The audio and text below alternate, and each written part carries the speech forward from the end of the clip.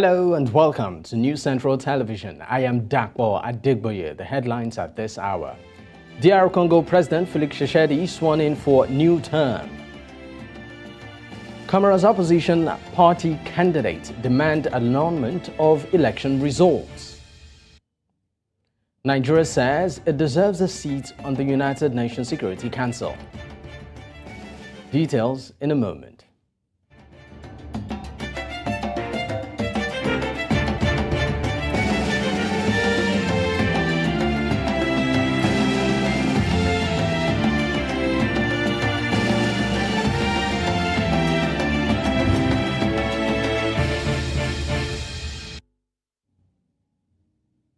For all of our viewers across Africa and the rest of the world, this is NC Continental Prime. I am Dakbo Adigboye. We begin in Nigeria, where the country's government has called for the democratization of the United Nations Security Council to allow equal participation of member states. Nigeria's Minister of Foreign Affairs, Yusuf Maitama Tuga, made this call at the sidelines of the World Economic Forum in Davos, Switzerland. During a special panel discussion, where he says that this has led to several international conflicts that has made the world unstable and unsafe. It says that Nigeria has earned the right to be part of the council owing to its contribution to global affairs and its large population size with over 200 million persons. The values that we uphold, democracy, rule of law, need to be practiced, and we need to see them being practiced in the very decision-making bodies or entities for the planet. So the UN Security Council, it needs to democratize. Clearly, it is not fit for purpose. Nigeria, you mentioned, is a large country. It is the most populous country on the continent, on the African continent. It has a population of 220 million people. It's going to be 400 by the year 2050. It belongs in a UN Security Council. When you look at the global security architecture, it is impacted upon by such undemocratic entities that influence decisions. Let's move to security matters now, where Nigeria's Ministers of Works, Defense, and the nation's Chief of Army Staff have agreed to collaborate to tackling insecurity in the country. This was during a closed-door meeting in the nation's capital, Abuja, where they agreed to fast-track the building of critical infrastructure that will enhance security operations against bandits, kidnappers, and criminal elements. Nigeria's Minister of Works, David Umahi, after the meeting, says the government will continue to play its part in providing access roads that will impact operations by the nation's military. Majorly, roads is everything. If you improve the roads, you will improve security, you will improve agriculture, you will improve education, you will improve commerce, you will improve the happiness of people. People move from one point to the other. And this is what just Mr. President is doing. We've started to be in the field to repair over 320 palliative jobs that Mr. President directed us to do.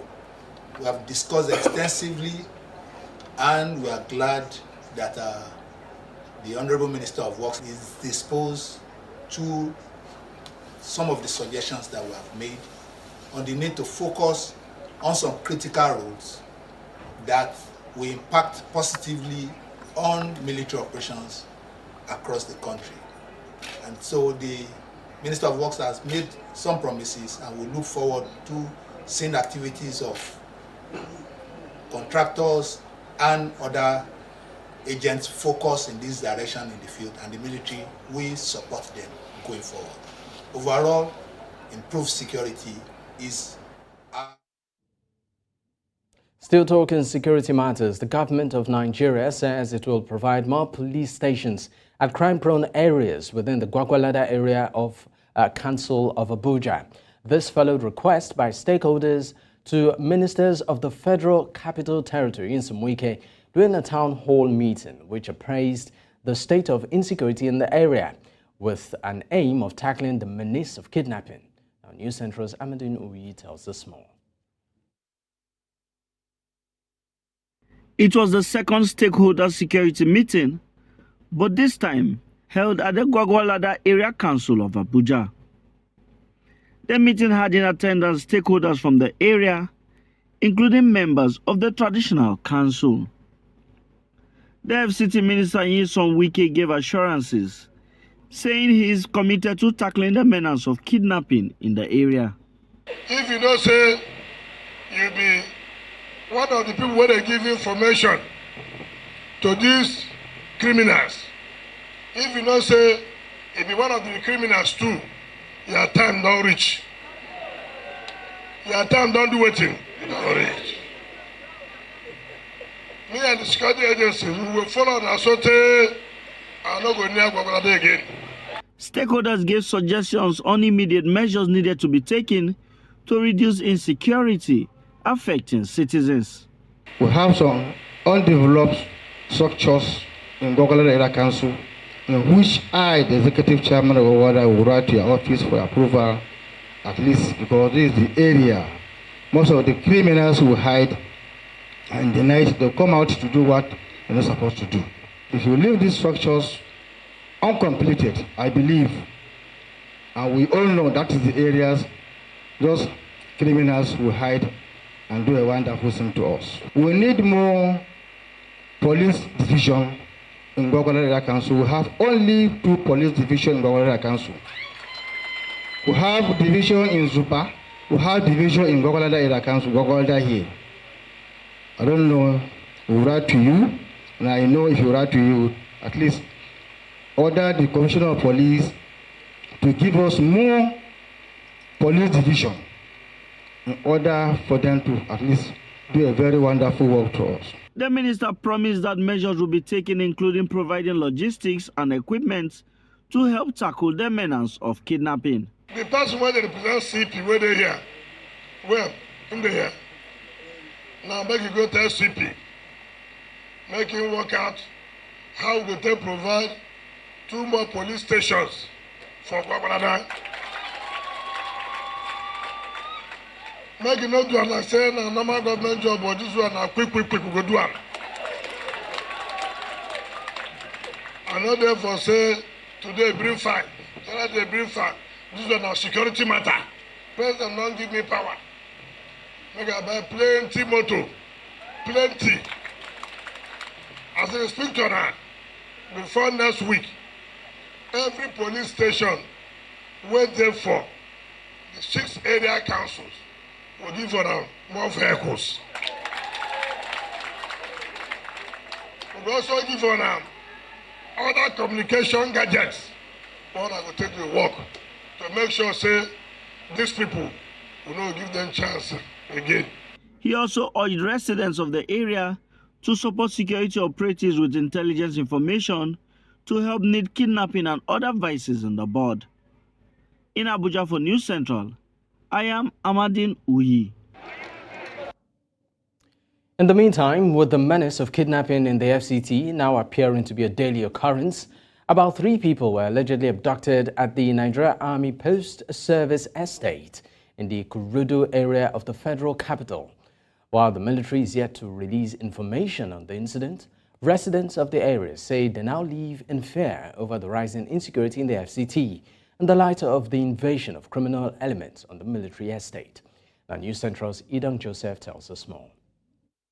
I am standing here at the Kurudu community in Abuja, and if you can see behind me is the Kurudu Post Army Housing Estate, where it was reported that gunmen about 9 p.m. yesterday night invaded an extension of the estate, abducting 3 persons. Though we've gone into the estate to get a feel of the atmosphere, but met heavy military presence, which they denied us coverage of the scene. And so we have come out on the streets to get a reaction of residents within the area. After every effort at getting residents in and around the estate to speak to us on camera, some of them confirmed that they had gunshots but refused to speak out of fear. However, we soon got a resident of the estate who later agreed to speak, but on the condition of anonymity. It's not a small gun battle yesterday. It was a serious gun battle. So is serious gun battle between those kidnappers and the soldiers, because the soldiers intervened immediately. That is why it was even not more, even though it would have been more. A former commissioner of police who spoke to News Central called for a joint operational force between the FCT and its bordering states. FCT and other contiguous states, that is Nasarawa, Niger, Kaduna, and if they should at least form a joint operational network where they can be collaborating together, secure their borders, and assist each other. I would also recommend that if the FCT chooses to establish a police security trust fund in FCT, because most of the major challenge the police is facing today is paucity of funds. He also called for reform of the police in areas of welfare, provision of equipment, and provision of adequate manpower. So population growth as well is expanding, while the police man strength is depleting through retirement, through other things like debt and so forth. So I think the government need to increase the strength of the police, government need to fund the police, government need to ensure that the police are well paid and well catered for, their welfare is improved, and when you have a motivated police force, they perform better. Though the goal of ensuring the safety of lives and property lies in the hands of the government, citizens also have been advised to support the police with relevant information. In Abuja, for News Central, I am Idong Joseph. We now head to Kaduna State, Nigeria, where 10 children in the Kidnapping village of Giwa local government area sustained injury in an explosion. The incident happened Saturday afternoon when the children were said to be playing with an object found in a nearby bush. Sources said the object believed to be a bomb exploded suddenly. The children were taken to Shika Hospital in Zaria for treatment. The village head, Alhaji Abubakar Maruka, also confirmed the incident, saying it was trying to compile the names of the victims because the police had visited the community. According to him, 10 people were injured and no death was recorded. Let's also tell you that a police officer has been killed and another injured after some bandits attacked police officers at their duty post located at Asaki Jiki village in Basari local government area of Katsina State. Police Public Relations Officer Abubakar Sadiq said the attack took place on Thursday night and added that the bandits deceitfully dressed in hijab. Sadiq confirmed the attack in a statement on Friday, stating that the officers responded bravely and successfully and also repelled the attack. However, one officer lost his life and another was injured as a result of the attack. In the meantime, Sadiq said further development will be communicated in due time.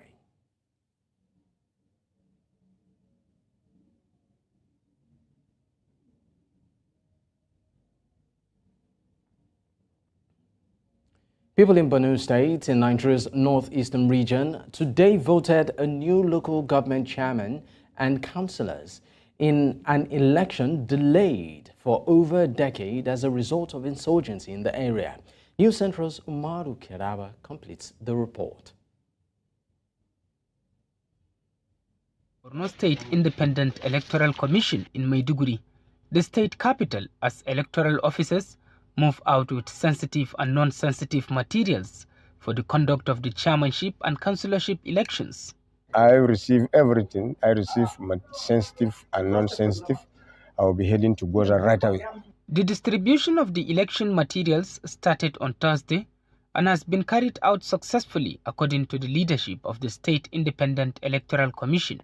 We have distribution material yesterday, you can see, to 312 wards and 5,071 polling units in the state. But so far so good. The security personnel are on ground. They have given us all the support. Despite the limited campaign activities, residents of Borno State have been preparing for the elections in their own quota. Our vote is our power. Our vote is our right. So we are going to choose a leader that is going to be very, very caring for his people. Local government election in Borno State particularly is a welcome development and is going to be done, inshallah, successfully. Tashambama Motor Park is among the busy area in Maiduguri, the Borno State capital, where people are gearing up to travel to their own localities to cast their ballot. If we do not vote candidate of our choice, it will be a problem. That is why we mobilize our people. We are going out now, go and vote our candidates. Primary election, secondary election. Residents have been discussing the issues that matter most to them and researching the candidates' backgrounds through various means, including social media. Gwamnati da nam adal su da audo jama'a karzana madu ngawo da sita jama'ar wa karzana da ce tunda siyasa da a fin agadi rogin sha tidin jama'an kadmaro. Kamu mutanen Borno ban ma yin abu guda biyu. In kaga a Borno abu ya zo guda biyu to baki ne sun dawo da shi bayan garin bane. Kuma by the grace of God 11 o'clock zamu gama zabe gobe insha Allah. Bari kafa Klewa Suleima insha Allah jaman da san masolu kuriya andiro kolzain. Residents are hopeful that the chairmanship and councillorship elections will be conducted smoothly, expressing trust in the Borno State Independent Electoral Commission's ability to oversee a fair and transparent process. In Maiduguri for News Central, Umori Kirawa.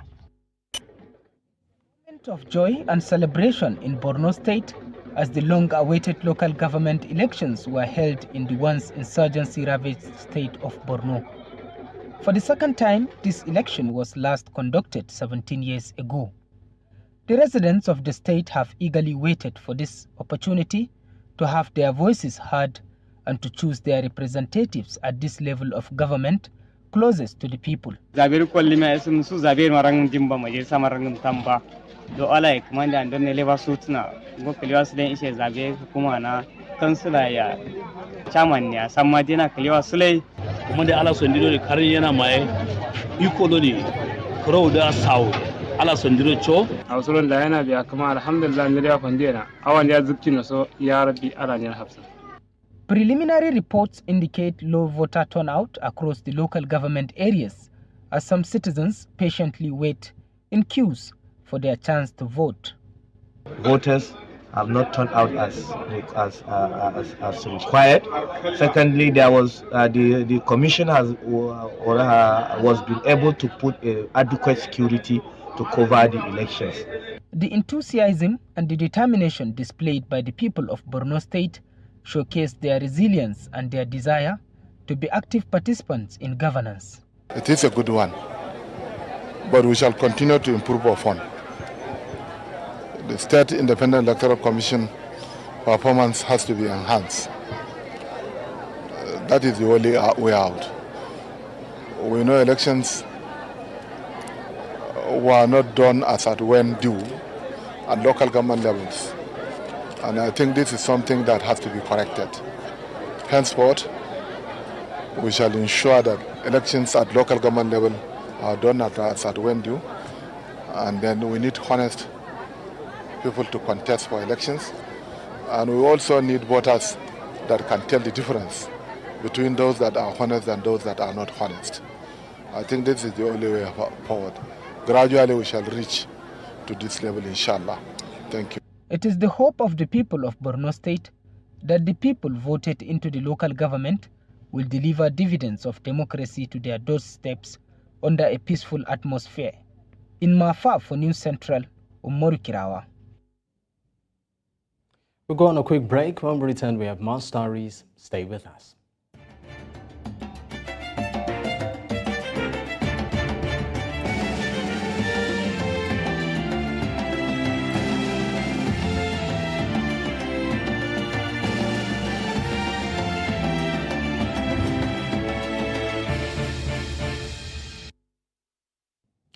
Residents of Plateau State within the Jos Bukuru metropolis will soon have a sign of relief on the issue of bad roads and blocked drainages in their areas.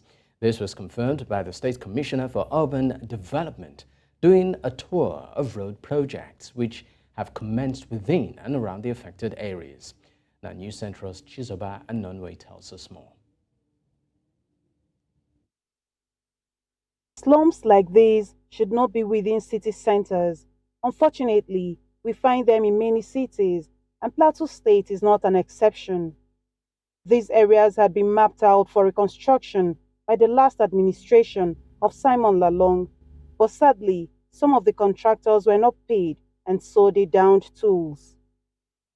According to contractors who have been mobilized by the time is now mantra of Governor Caleb Mutfwang, work has now begun. According to the governor's promise, we have received the first part of the money and we are mobilized fully. We are ready to work. These are 5 years or 6 years. We didn't visit the site. We see the level of damage, we see how the work is. By looking at it, you know that if not a quality job, you will not see anything by now. So, but we are assuring the government that we are going to be committed and we'll show our efforts to make sure that they're not disappointed in our own part. So the balance of about 1.4 thereabouts, that's what we are expecting to come and start immediately. For the business owners around these areas who say the infrastructure upgrade will positively impact their businesses and translate into better livelihood for them, their joy cannot be contained.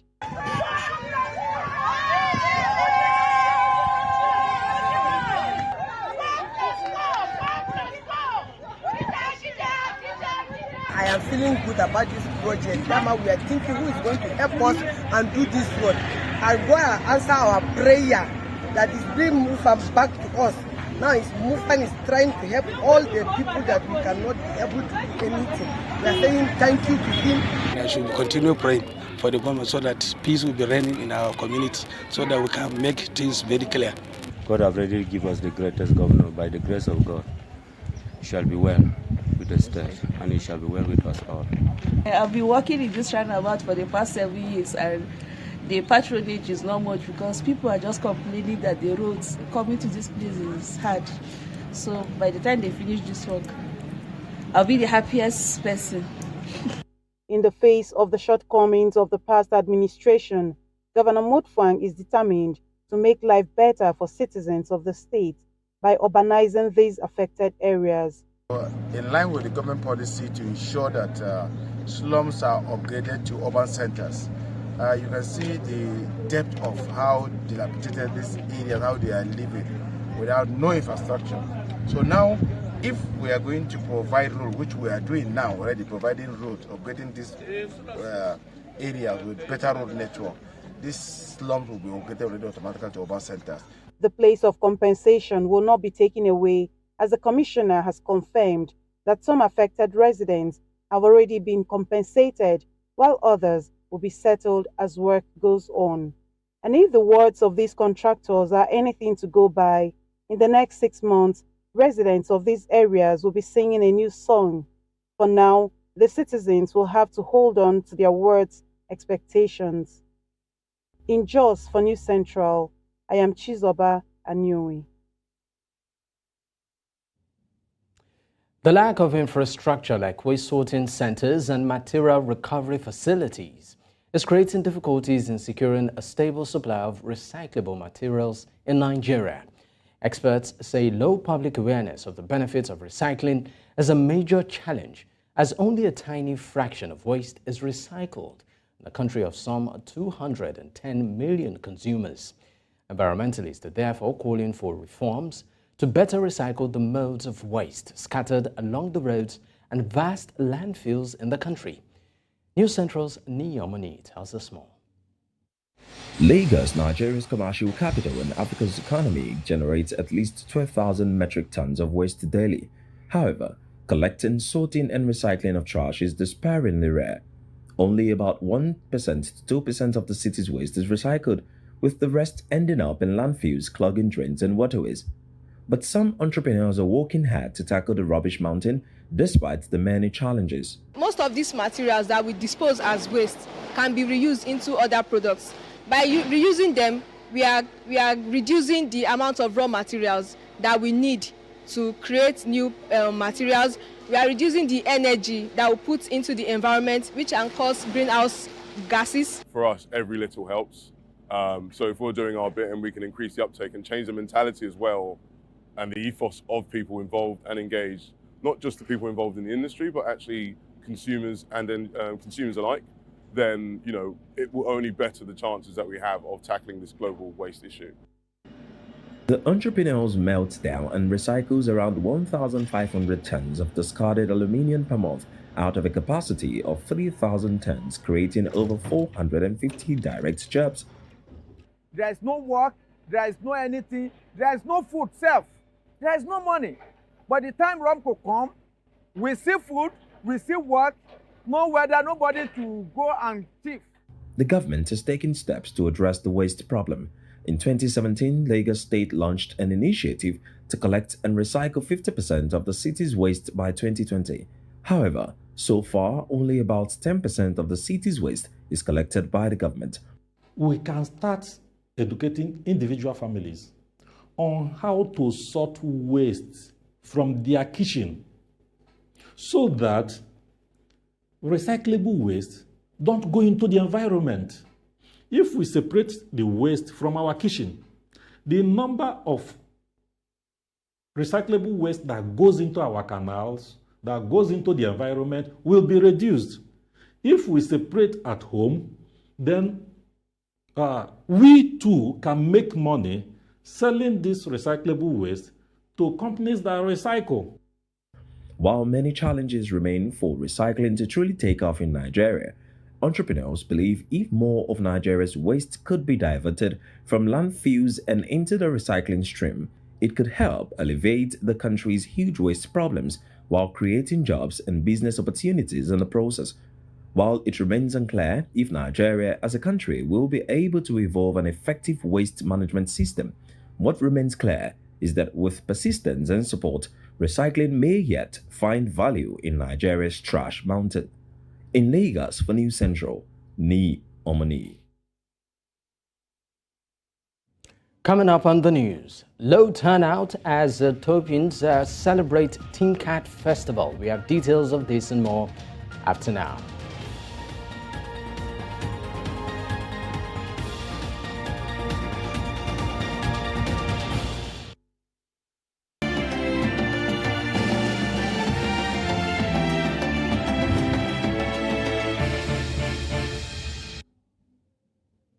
Heads of state and government are meeting at the summit of the Nonaligned Movement in Kampala as the East African country takes over the leadership of this international organization of 120 states. The movement has its origin in the Borno Declaration of 1956 at the height of the Cold War, when a number of nations chose to remain neutral in the face of two great powers of the day. That's the USSR and the United States. Uganda's president and incoming chair of the organization, Yoweri Museveni, said the ongoing unilateralism in the global governance system is not acceptable. To discuss this, we are joined by Maha Joani, an AI that's a policy researcher. Thank you so much for your time, Maha. Thank you, dear, and thank you for having me on board at your honorable platform. Thank you very much. All right, great. Now, let's start off with this. How does the history of the non-aligned movement, originate from the Borno Declaration of 1956, influence the current dynamics and objectives of the organization? First of all, the non-aligned movement gained the most attraction, as you mentioned, on 1950 and early 1960, when the international policy of non-aligned movement achieved the major success in terms of decolonizing, opposition to racism, opposition to apartheid in South Africa, and also opposition to the control of the two international power, the Russia in the East and America in the West. They played a key role. However, they were not any interest in their side to become a third bloc, but they could oppose to the division of the world. I think having Uganda leading in this organization, which is considered as the second worldwide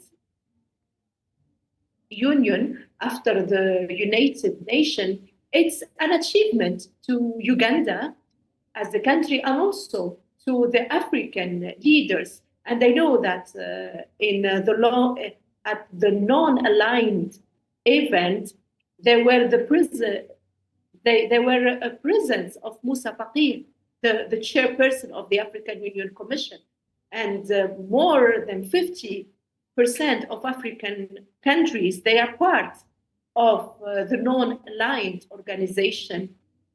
So I think Uganda leadership can give more exposure to Uganda at first place. Also, it can enhance the partnership between Asia and Africa. And as you know, because at the first year of the non-aligned organizations, we know that the president of Senegal, Leopold Senghor, went to Macedonia and received a prize from the prestigious Straga Poetry Festival. And it was considered as a prize to support the decolonial spirits at that time. And there were a lot of artistic exchanges between Asia and Africa, also economic exchanges between the two continents. And we hope that Uganda continue to enhance the bilateral cooperation between Africa and Asia and take the non-alignment movement to the next level. Take it seriously on advocating for decolonialism and advocating for South-South cooperation, true South-South cooperation. Because if today we talk about South cooperation, it's always limited on the BRICS countries. All right. We need it to be wider. Okay, Maha, sorry to cut in here. You said quite a number of things concerning the origin of the organization and also the fact that it's a great one for Uganda to actually lead such, a very prestigious and big organization, particularly at this time. But quickly, my question to you is this. What specifics would you rather want the leadership of Yoweri Museveni to address in terms of challenges and also in terms of making the organization still relevant in today's geopolitics? I cannot consider it as an issue, but we know that there are no kind of secretariat at the organization. And the leaders, they meet after 3 years, one time each 3 years. So they need more partnership between them. And they have to start to think that they can be a bloc by themselves, or they build up a secretariat, because everyone can check the website of the non-aligned countries, and they have only a website. They don't have, as I said, they don't have official organs. They don't have missions, and they need to be more and more powerful. That's why I said, I hope that Uganda take it to the next level and make it more impactful through having a specific organs and organize it more and more partnerships like happened before. Because when the organization starts, as I said. Maha, are you there? All right, it appears we lost connection there with Maha, but thank you so much for your time. Maha is actually an AI policy researcher who just joined us on that particular story. But News Central now continues in Central Africa, where President of the Democratic Republic of Congo, Felix Tshisekedi, has been sworn in for a second 5-year term after elections that the opposition branded a sham while calling for protest, with tensions shimmering in the vast nation's volatile eastern provinces. The 60-year-old president, known as Fachi, picked Kinshasa's 80,000 capacity Matthias Sports Stadium for the ceremony. The stand was packed well before midday with singing and dancing in full flow, with some 20 invited heads of states in attendance. Tshisekedi's first swearing-in happened in January 2019 after controversially defeating Joseph Kabila took place in the gardens of the Palace of the Nations, a solemn venue that has traditionally staged important official events. Now, staying in Central Africa, Chad's new Prime Minister, Success Masra, has presented his political program to a parliament made up of MPs appointed by the military regime. Amongst other promises, the former opposition leader vowed to make the timely organization of elections the guiding principle of government action. Subject to a vote of confidence, Masra won 95.4% of the votes from the 173 deputies of the National Transitional Council.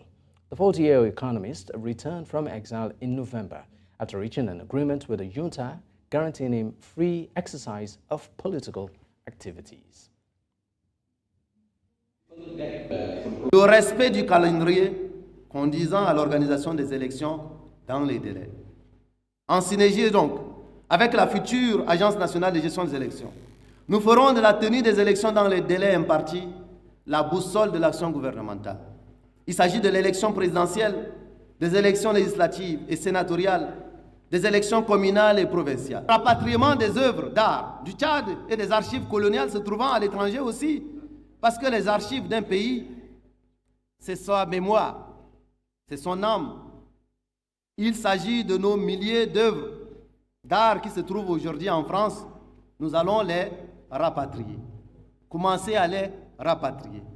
Échanger pour les rapatrier. Mais aussi dans les collections privées, ainsi que le rapatriement et la numérisation et l'archivage, y compris électronique, pour certains de nos archives coloniales qui se trouvent aujourd'hui à Brazzaville.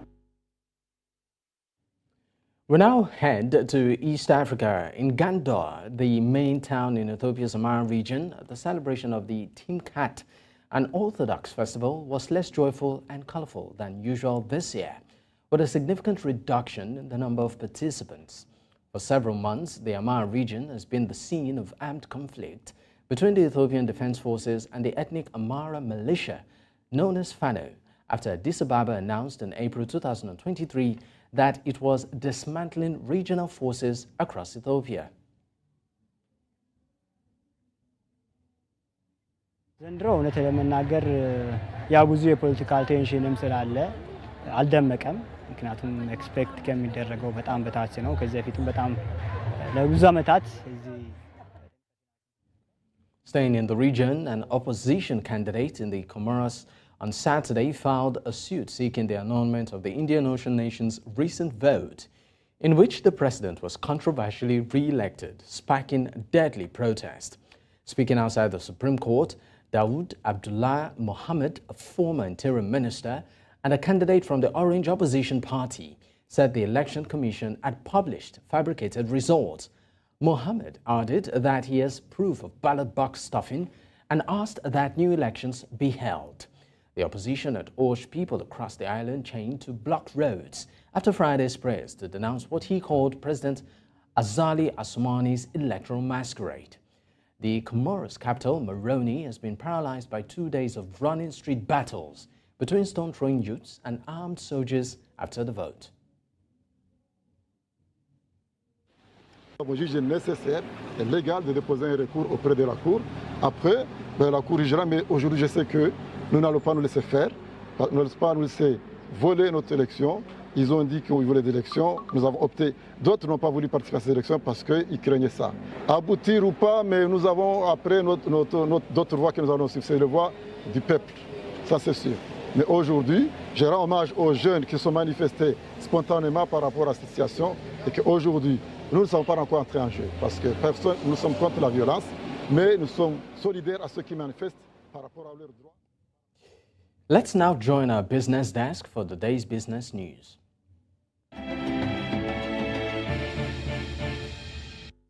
In business, South Africa, which has the largest proven reserves of coal on the continent, is at risk of becoming stranded following a plunge in prices and collapse of the nation's rail network. Prices for the dirtiest fossil fuel have slumped about 70% after reaching a record in 2022. A train collision this week all but stopped supplies to the Richards Bay coal terminal for exports, adding to the struggles of freight operator Transnet SOC Limited. Plunging prices have narrowed the arbitrage of shipping the mineral to ports on trucks. South Africa's Transnet said it expects to resume operations fully on the line by Saturday, but the collision underscores the crisis facing the operator. And in Nigeria, the value of Nigeria's non-oil exports revenue recorded a marginal decrease to $4.5 billion in 2023, according to the Nigerian Export Promotion Council, NEPC. The drop represents a $300 million or 6.3% decline from the $4.8 billion revenue accrued to government coffers in 2022 and $500 million less than the $5 billion target set by the Council for the year. The executive director of the Nigerian Export Promotion Council, Nonye Ayeni, revealed the figures while addressing the media on the performance report of the non-oil export sector for 2023. The reduced revenue followed years of improved receipts based on the government initiative to diversify the economy from oil exports.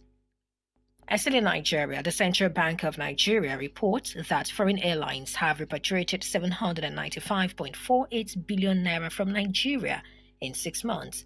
Data from the Apex Bank's balance of payment compilation revealed that airlines withdrew as debits $1.76 billion converted to naira at 451 naira per dollar in the first and second quarters of 2023. Total credits to the balance of payment account from airline travel was $19.39 million, which is approximately 8.75 billion naira.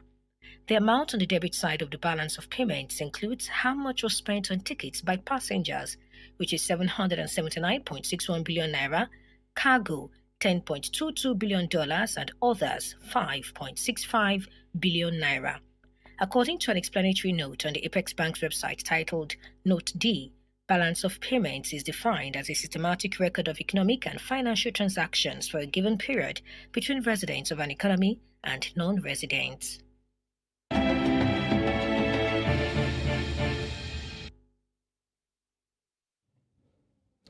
And of course, in the world of sports, Baghdad Bourjouni 95th minute equalizer salvaged a second point for Algeria with a draw against Burkina Faso at the 2023 Africa Cup of Nations.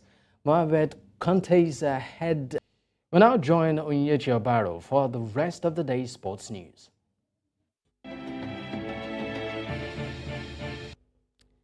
In the world of sport, four-time Women's African Cup of Nations title winner Desire Okparanozie has asked fans to be patient as the Super Eagles continue their quest for a fourth title at the ongoing African Cup of Nations.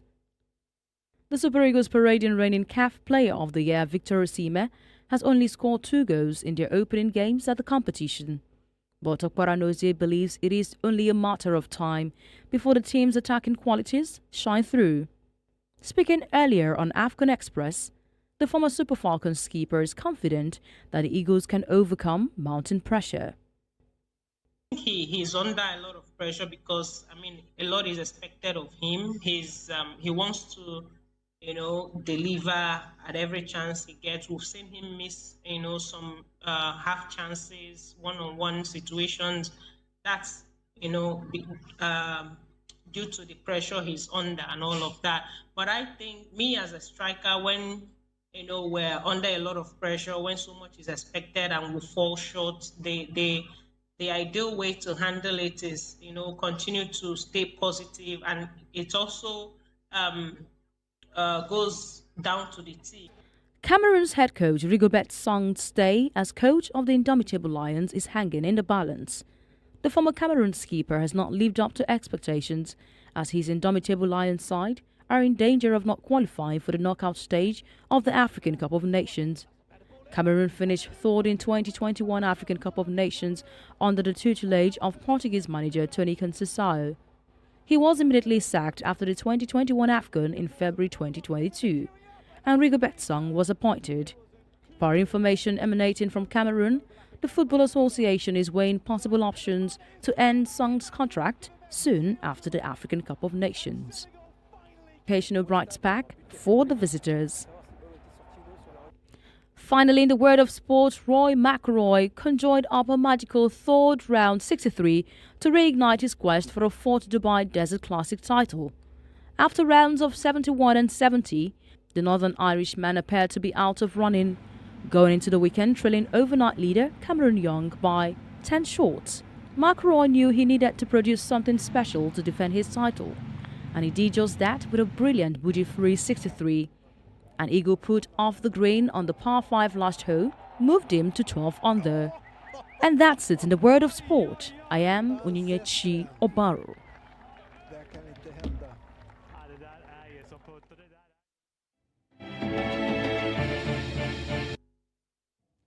And that's a wrap on the news at this time. But before we go, another look at some of our top stories. We told you that DR Congo President Felix Tshisekedi has been sworn in for a new term. Comoros opposition party candidate has demanded annulment of election results. And we also told you that Nigeria says it deserves a seat on the United Nations Security Council. Don't forget to send in your eyewitness report to the WhatsApp number on the screen. You can also follow us on social media. We are at News Central TV. You can watch us live on DSTV channel 422 Star Times, channel 274, Avo TV, and YouTube. Many thanks for watching. I am Dakpo Adigboyi. Good night.